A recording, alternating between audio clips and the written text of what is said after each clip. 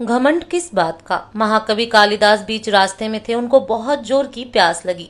वहां एक पनिहारन पानी भर रही थी। कालिदास बोले, माते पानी पिला दीजिए, आपका बड़ा पुण्य होगा। पनिहारन बोली, बेटा मैं तुम्हें जानती नहीं, अपना परिचय दो, मैं पानी पिला दूंगी। कालिदास ने कहा, मैं मेहमान हूँ, कृपया पानी पिला दीजिए। पनिहारिन बोली, तुम मेहमान कैसे हो सकते हो? संसार में दो ही मेहमान हैं, पहला धन और दूसरा यौवन। इन्हें जाने में समय नहीं लगता। सच बताओ, कौन हो तुम? इस जवाब से पराजित कालिदास आश्चर्यचकित रह गए। कालिदास बोले, मैं सहनशील हूँ, अब आप पानी पिला दीजिए। पनिहारिन ने कहा, नहीं, सहनशील तो दो ही हैं। पहली धरती, जो पापी पुण्य आत्मा सबका बोझ सहती है, उसकी छाती चीरकर बीज बो देने से भी अनाज के भंडार देती है। दूसरे पेड़, जिनको पत्थर मारो फिर भी मीठे फल देते हैं। तुम सहनशील नहीं हो सकते। सच बताओ, कौन हो तुम? कालिदास मूर्छा की स्थिति में आ गए और तर्क वितर्क से झल्ला उठे। कालिदास बोले, मैं हठी हूँ। पनिहारन बोली, फिर से झूठ बोल रहे हो। हठी तो दो ही हैं, पहला नाखून और दूसरे केश, कितना भी काटो बार बार निकल आते हैं। सच कहो, कौन हो तुम?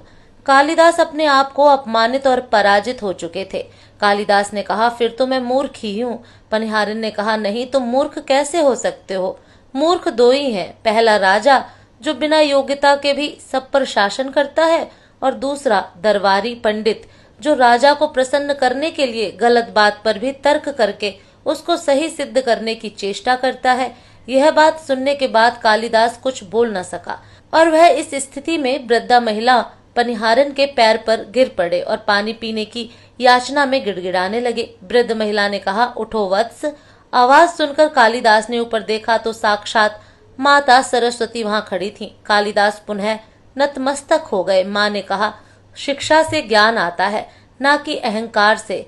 तूने शिक्षा के बल पर प्राप्त मान और प्रतिष्ठा को ही अपनी उपलब्धि मान लिया और अहंकार कर बैठे, इसलिए मुझे तुम्हारी आंखें खोलने के लिए ये सब स्वांग करना पड़ा। कालिदास को अपनी गलती समझ में आ गई और भरपेट पानी पीकर वे आगे चल पड़े।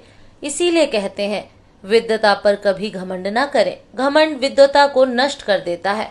दो चीजों को कभी व्यर्थ नहीं जाने देना चाहिए, अन्न के कड़ को और आनंद के क्षण। घमंड किस बात का करते हो? आप निर्वस्त्र आए थे और निर्वस्त्र ही जाएंगे। आप कमजोर बनकर आए थे और कमजोर बनकर ही जाएंगे। आप बिना धन संपदा के आए थे और इसके बिना ही जाएंगे। आपका पहला स्नान भी आपने स्वयं नहीं किया और आपका अंतिम स्नान भी आप स्वयं नहीं कर पाएंगे। यही सच्चाई है। फिर किस बात का इतना घमंड, और फिर किस बात की इतनी दुर्भावना, किस बात की इतनी खुदगर्जी? इस धरती पर हमारे लिए बहुत ही सीमित समय है और हम मूल्यहीन बातों में बर्बाद कर रहे हैं। इसलिए अभी से प्रभु की आराधना में लग जाइए। दोस्तों, वीडियो देखने के बाद वीडियो को लाइक और सब्सक्राइब करना ना भूलें। फिर मिलेंगे दोस्तों, तब तक के लिए जय श्री कृष्णा।